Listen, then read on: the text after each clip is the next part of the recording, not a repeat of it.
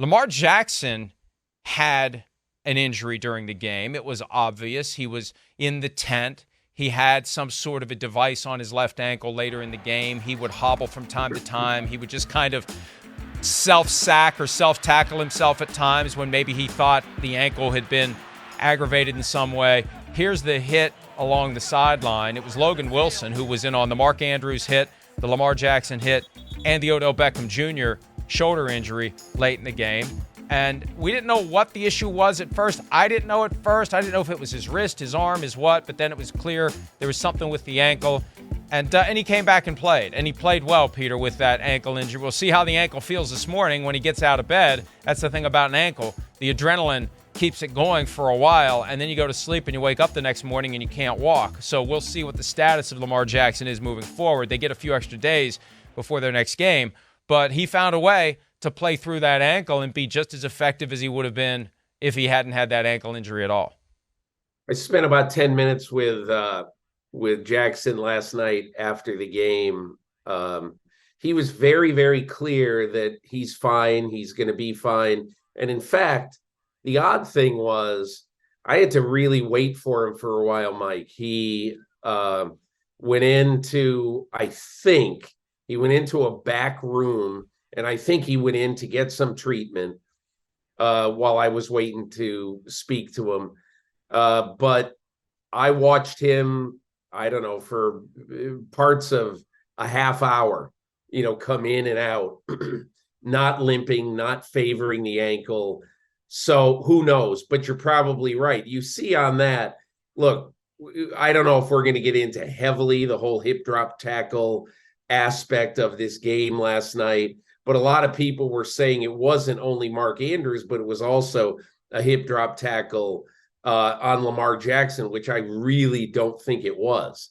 I think Lamar Jackson was sort of slithering out of the grasp of the tackler, and while the tackler lay on top of Lamar Jackson, his left ankle just got crunched.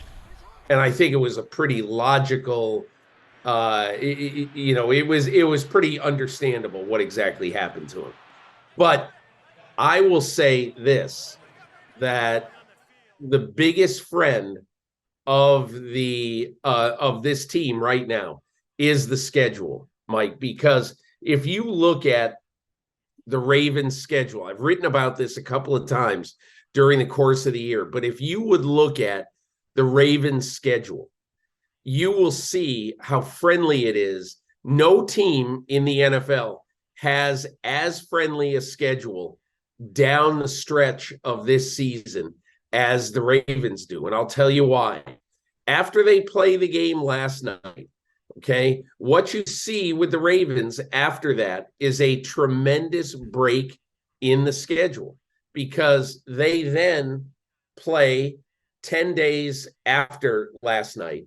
They play at the Chargers, and then they have their bye, and then they are off after that game for 13 more days. So basically, they have in a 24-day span, something like that.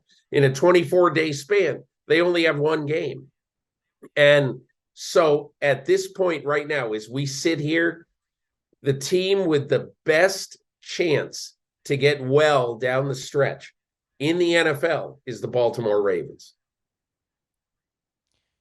And I agree with you completely that over the next several weeks, they have an opportunity to get healthy. But Peter, as it relates to friendliness of schedule, the quality of foe for the final four games spikes dramatically. Tough. They've got going to be tough. At Jaguars, at 49ers, Dolphins, and then the Steelers to wrap up the season. And who knows where the Steelers are going to be, but we know that when the Ravens and Steelers get together, it's always a fight.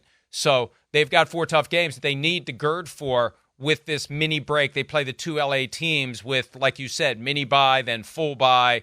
You're right. Opportunity for Jackson to be healthy. Opportunity for Odell Beckham Jr. to be healthy. He said after the game he'll be fine. He left after he took a big hit from Logan Wilson at the tail end of a long catch and run that Beckham made late in the game. But you mentioned the hip drop tackle, and that was the Logan Wilson special near the goal line. Before we get to that, here is the Odell Beckham Jr. turning back the clock, sort of. He's never going to turn back the clock. He's never going to be the player he was. And I think he's accepted that, and he's operating within those boundaries and making the impact he can, realizing he's not Odell Beckham Jr. of 2014, 2015, 2016, but he's going to be the best Odell Beckham Jr. of 2023 he can be. So he said he'll be fine with that shoulder. Hi, it's Mike Florio. Thanks for watching PFT on YouTube. Hit subscribe for the latest news and analysis from Pro Football Talk.